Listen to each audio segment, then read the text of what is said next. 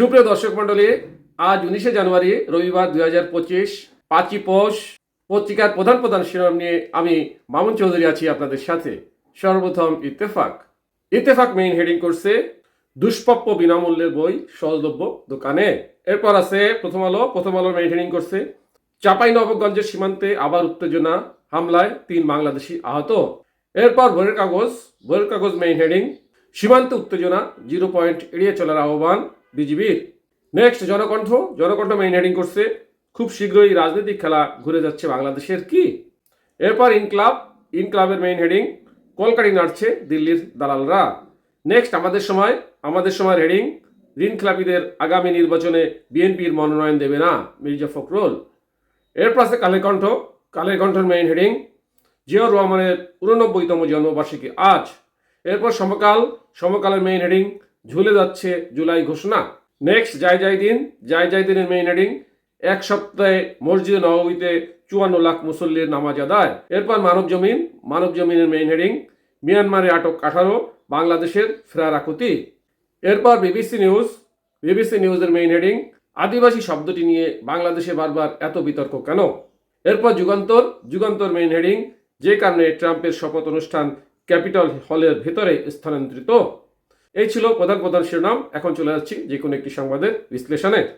দর্শক মন্ডলী, মেইন হেডিংয়ে জানিয়েছি ভোরের কাগজের হেডিং সীমান্তে উত্তেজনা, 0 পয়েন্ট এড়িয়ে চলার আহ্বান বিজিবির। চাঁপাইনবাবগঞ্জের শিবগঞ্জ উপজেলার কালীগঞ্জ সীমান্তে দুই দেশের নাগরিকদের মধ্যে উত্তেজনা সৃষ্টি হয়েছে।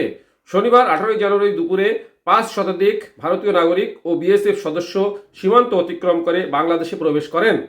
এই ঘটনা ছড়িয়ে পড়ার পর স্থানীয়রা সীমান্তে জড়ো হতে শুরু করেন, যা উত্তেজনার সৃষ্টি করে।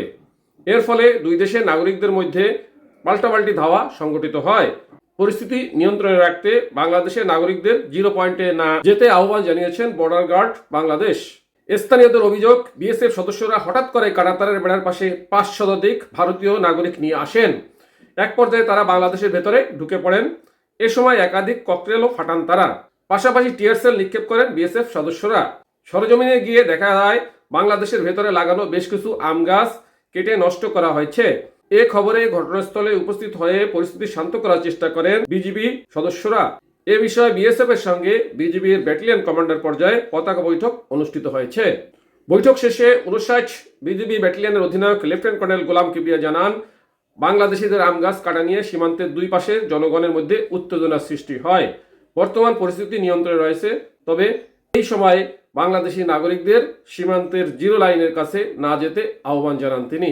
এই ছিল চাঁপাইনবাবগঞ্জ সীমান্তে বিজিবি এবং বিএসএফ এর ভিতর এবং জনগণের ভিতর সর্বশেষ খবর। যাই হোক, আমাদেরও আশা সীমান্তে উত্তেজনা প্রশমিত হোক, আমরা সবাই শান্তিতে বসবাস করি। সাথে থাকার জন্য ধন্যবাদ। আসসালামু আলাইকুম।